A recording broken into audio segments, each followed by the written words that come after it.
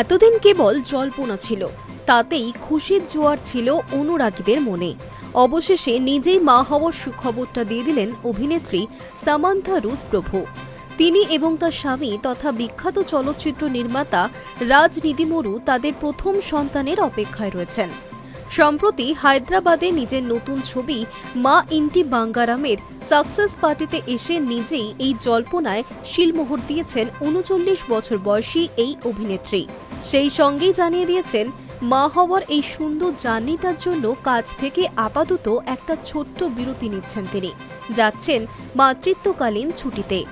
বেশ কয়েকদিন ধরেই সামান্থার মা হতে চলার গুঞ্জন ভাসছিল।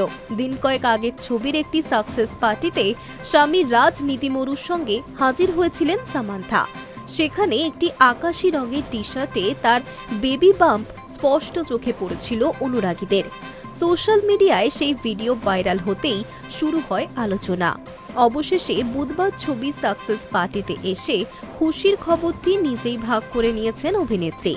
হাসি মুখে সামান্থা বলেন, আমায় ক্ষমা করো বন্ধুরা, কাজ থেকে আরও একটা ছোট্ট ব্রেক নিতে হচ্ছে, তবে খুব তাড়াতাড়ি ফিরে আসব। আমি জানি এবার আমাকে মেটারনিটি লিভ নিতে হবে, কিন্তু আমি ভীষণ সুখী।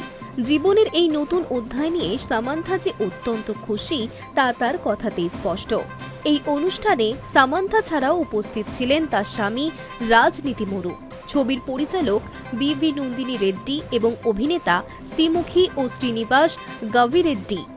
সূত্রের খবর, চলতি বছরের শেষের দিকেই রাজ এবং সামান্থার কোল আলো করে আসতে চলেছে তাদের প্রথম সন্তান। ছবির পরিচালক নন্দিনী রেড্ডিও অভিনেত্রীকে শুভেচ্ছা জানিয়ে বলেন, সামান্থার জীবনের এই সুন্দর সময়টা একদম সঠিক মুহূর্তেই এসেছে, কারণ আমাদের ছবি মা ইন্টি বাঙ্গারাম বক্স অফিসেও দারুণ সফল।